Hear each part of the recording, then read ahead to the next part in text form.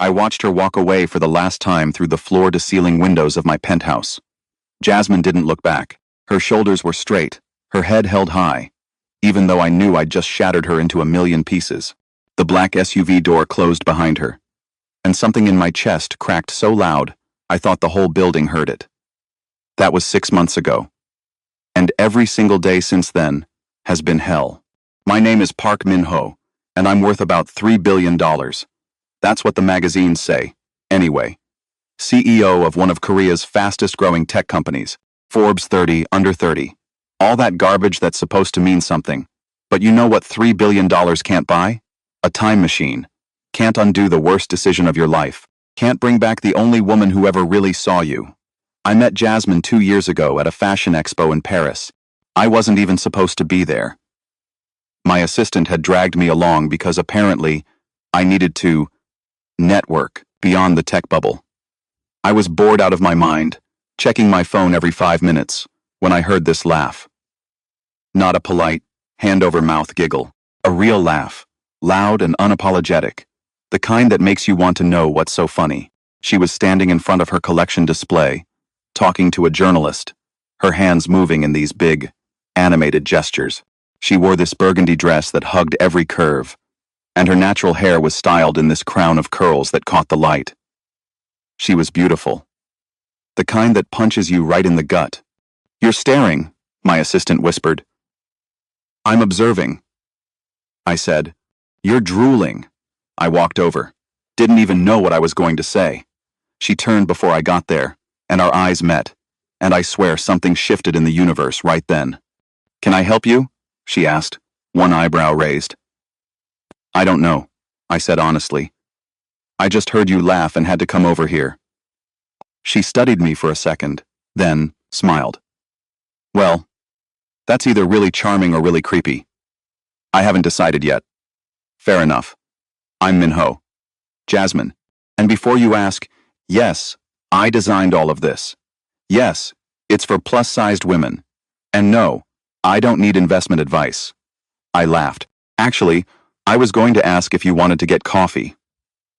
"Now?" "Why not?" She looked at me like I was insane. "Because I'm literally in the middle of one of the biggest moments of my career?" "Right. Terrible timing." "What about dinner then? After you're done being brilliant?" And that smile. God, that smile could light up all of Paris. "Dinner. 8 o'clock. Don't be late, tech boy." I wasn't. And that dinner turned into breakfast, which turned into 3 days of me rearranging my entire schedule to stay in Paris. We talked about everything, her dreams of revolutionizing fashion, my complicated relationship with family expectations, what it meant to build something from nothing. She told me about growing up in Atlanta, about designing her first dress at 13, about every door that had been slammed in her face because she didn't look like what the industry expected. They kept telling me to lose weight if I wanted to be taken seriously, she said over wine at 3 in the morning. Like my body was the problem, not their narrow minds. "Their loss," I said. "Damn right." She clinked her glass against mine. "What about you? What do your parents think about you building tech empires?" I hesitated. "They think it's acceptable. As long as I remember who I am, where I come from. And who are you? I'm still figuring that out." She reached across the table and took my hand. "Well, when you figure it out, I hope he's someone who makes you happy." 3 months later, I proposed. My mother nearly had a heart attack. "You met her where?" "Paris?" "Min-ho, do you understand what you're doing? She's not Korean. She's not from a good family. She's the woman I love," I said. "Love?" Father laughed. "Love is not a business strategy, son. Marriage is about alliance, about continuing the family name properly. This woman, she will never be accepted. You will embarrass us." But I didn't care. For the first time in my life, I chose what I wanted. We got married in a small ceremony in Jeju Island. Just us, a few friends, the ocean, and forever. For a year, it was perfect. Jasmine moved to Seoul, started building connections in the Korean fashion scene. She'd wake me up at dawn, pulling me out of bed to watch the sunrise from our balcony. "Look at that," she'd say, wrapped in my arms. "That's us. Brand new every morning. Cheesy," I'd murmur into her hair. "You love it." I did. God, I loved everything about her. The way she'd dance in the kitchen while cooking, how she'd fall asleep reading design magazines, the little notes she'd leave in my briefcase, "Kick some CEO ass today, baby." Her confidence, her warmth, her absolute refusal to shrink herself for anyone, but the pressure never stopped. Every family dinner was a battlefield. My mother would make these little comments, nothing overt, just enough to sting. "Jasmine, dear, perhaps a bit less on the plate? You know, for health." "Mother," I'd start. "No, it's fine," Jasmine would say, her smile tight. "I'm perfectly healthy. Thanks for asking." At business events, I'd see the way people looked at us. The whispers, my board members questioning my judgment, investors making jokes they thought I couldn't hear, and slowly, like poison, it got into my head. What if they're right? What if I'm being selfish? What if this hurts the company? What if I'm destroying everything I built? The thoughts got louder. My mother's voice got louder. And I got weaker.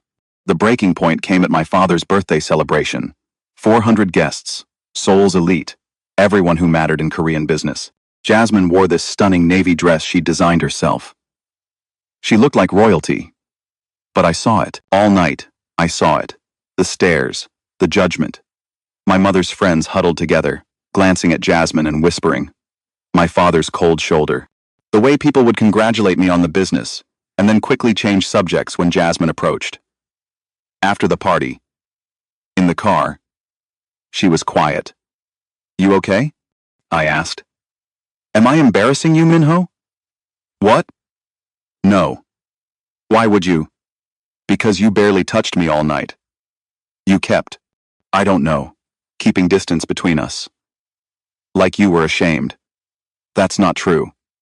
Isn't it?" She turned to me, and there were tears in her eyes. "I see how they look at us. At me. I'm not stupid. And I see how you're starting to look at me too. Like you're wondering if they're right. Jasmine, just tell me the truth. Are you having second thoughts?" I should have said no. I should have pulled her close and told her she was my whole world. Instead, I said nothing, and that silence said everything. The next morning, my mother showed up in our apartment, unannounced. "We need to talk," she said, brushing past me. "Alone. Whatever you have to say, you can say in front of Jasmine." I replied, "Fine. The board is concerned. Your marriage is affecting the company's reputation. We're losing conservative investors. Your father's colleagues are questioning your judgment. This needs to end." "Excuse me?" Jasmine stood up from the couch. "You seem like a nice girl. But you don't belong in this world. Surely you can see that. We're prepared to offer you a substantial sum." "Leave," I said. "Minho, be reasonable. Leave my house." But the damage was done. After she left, Jasmine looked at me with these empty eyes. "She's offering to pay me to leave you. She's insane. Ignore her." "But she's right. Isn't she? I don't belong here. I'm hurting your career. Your family hates me, and you." Her voice cracked. "You're too tired to keep fighting for us." "That's not true. Isn't it? When was the last time you defended me? When was the last time we were actually happy?" I couldn't answer. Because she was right.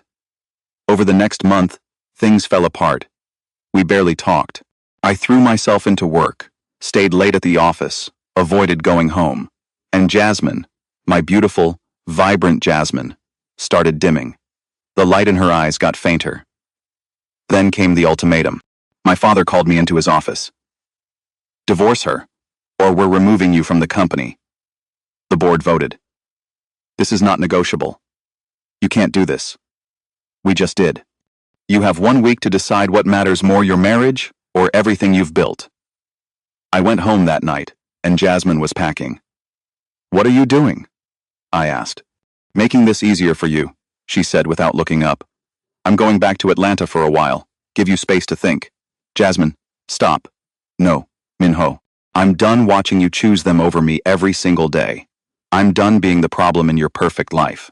So, I'm going to remove myself from the equation." "That's not what I want." She finally looked at me. "Then what do you want? Say it. Right now. What do you want?" And I froze. I opened my mouth, and nothing came out, because I didn't know anymore. I was so twisted up, so confused, so beaten down by expectations that I couldn't remember what I wanted. "That's what I thought," she whispered. "Goodbye, Minho. Wait, I love you. I will always love you. But I love myself more. And I'm not going to keep breaking myself to fit into your world." She walked out. And I let her. 2 weeks later, I signed the divorce papers. Told myself it was for the best, that we wanted different things, that it wasn't meant to be. All the lies people tell themselves when they're too cowardly to fight for what matters. For the first month, I was numb. Threw myself into work. The board was happy. My parents were relieved. The investors came back. Everything was back to normal. Except I couldn't sleep, couldn't eat, couldn't focus. Everything reminded me of her. The sunrise, the kitchen, the empty side of the bed. Then, 3 months after the divorce, I saw her on the news. Atlanta native Jasmine Cole has just signed the biggest fashion deal of the year, partnering with 3 major retailers to launch her inclusive design line. The collection, called Unapologetically Me, celebrates women of all sizes and has already garnered millions in pre-orders. She was on the screen, radiant, glowing, more beautiful than ever, and she was smiling, the way she used to smile with me. "I learned something important this year," she was telling the interviewer. "I learned that you can't shrink yourself to fit into someone else's vision. You have to be bold enough to take up space, to be unapologetically yourself. And when you do that, the right people will celebrate you, not tolerate you." I felt sick, because I knew she was talking about me, about us, about how I made her feel like she needed to be, smaller, quieter, less. The next month, she was in Vogue, then Forbes, then she gave a TED Talk about self-worth that went viral. Her face was everywhere, her success was undeniable, and with each new headline, each new achievement, the knife in my chest twisted deeper. I tried to date. My mother set me up with appropriate women, daughters of her friends, women who checked all the boxes Korean, from good families, educated, demure, and every single one bored me to tears. They agreed with everything I said, never challenged me, never made me laugh the way Jasmine did. They were perfect on paper and empty in reality. 5 months after the divorce, Jasmine came back to Seoul. She was opening her first flagship store in Gangnam, making a statement in the city that rejected her. I saw the announcement on Instagram. She looked like a queen in the photos. I showed up at the opening, stayed in the back, hidden in the crowd. Watched her work the room, confident and graceful. She'd always been beautiful, but now she was untouchable. Powerful in a way that had nothing to do with money or status, and everything to do with knowing exactly who she was. She didn't see me, or maybe she did and chose not to acknowledge me. Either way, it hurt. That night, I got drunk, and I called her. Her voice was cautious. "Jasmine, it's me." Silence. Then, "I know. What do you want, Minho?" What did I want? "I saw your store opening. Congratulations." "Thank you. You look happy." "I am happy." "Good. That's good." I could hear music in the background. People laughing. She was at a party, living her life. Without me, I made a mistake. Yes, you did. I should have fought for you. For us. I should have told them all to go to hell and chosen you. You're right. You should have. Can we talk? About maybe. No. That one word hit like a bullet. Jasmine, please. You know what the worst part was? Her voice was steady, controlled. It wasn't the divorce. It wasn't your family hating me. It was watching you give up. Watching the man I loved turn into a coward right in front of me. That's what broke me, Minho. Not the end, but the surrender. I know I was weak. But I'm different now. I've learned. You've learned? Wonderful. I'm so glad my pain was educational for you. The sarcasm was sharp. You know what I learned? That I deserve someone who chooses me the first time. Every time. Without hesitation. Someone who's proud to stand beside me, not someone who treats me like a liability. I was proud. No. You were scared. And when it mattered, you saved yourself and left me drowning. So no, Minho, we can't talk. We can't try again. Because I did the work. I healed. I rebuilt myself. And I'm not going back into the fire just because you finally realized it's cold out here. Jasmine. She hung up. I stared at my phone, tears running down my face. This was it. This was what regret felt like. Not the sad nostalgia in movies, but this gut-wrenching, suffocating realization that I'd destroyed the best thing in my life with my own hands. A week later, I did something stupid. I gave an interview to a major Korean business magazine. They asked about my success, my vision, the usual questions. But at the end, they asked about my personal life. I was married, I said. To an incredible woman, Jasmine Cole, the fashion designer. And I let her go because I was a coward, because I cared more about what people thought than about the person who actually loved me. So if there's any advice I can give to your readers, it's this. When you find someone who sees you and loves you anyway, fight for them. Fight like hell. Because regret tastes a lot worse than your family's disappointment. The interview went viral. Of course it did. The cold, calculating Park Min-ho admitting to heartbreak. Admitting he was wrong? Everyone had an opinion. But Jasmine didn't call, and I didn't expect her to. 6 months after the divorce, she was in Seoul again for Fashion Week. I saw pictures she was glowing, wearing one of her own designs, surrounded by models and celebrities. Someone had tagged her in a photo at dinner, laughing with friends. I realized something then. She didn't need me to be happy. She'd found happiness without me. All those months I'd spent thinking about her, missing her, regretting she'd been moving forward. Building. Creating. Thriving. And I was still stuck in the moment I let her walk away. The truth is, some mistakes don't get fixed. Some chances don't come twice. You can be sorry. You can learn. You can change. But the person you hurt doesn't owe you their forgiveness. They don't owe you a second chance. They don't owe you anything. Jasmine taught me what love looks like. Real love. The kind that's brave and bold and doesn't apologize for existing. And I taught her what she deserved: someone better than me. Someone who wouldn't need to lose her to realize her worth. Last week, I saw her interviewed again. The host asked if she'd ever marry again. Maybe, she said, that beautiful smile on her face. When I meet someone who loves me as loudly as I love myself. When I meet someone who sees my worth without needing to lose me first. Until then, I'm perfectly happy building my empire and living my truth. I turned off the TV. Because I knew that man would never be me. I have $3 billion. I have the company. I have everything I was supposed to want. And I'm emptier than I've ever been. Because the only thing worth having, I threw away. That's my story. That's how you lose everything, by trying to keep it all. So, before you go, remember to drop a comment telling me where you're watching from. Hit that subscribe button if you haven't already, and like this video. And let me know, what story should I tell next? What do you want to hear about? Because if my pain can teach anyone anything, it's this. Pride is expensive. Fear is expensive.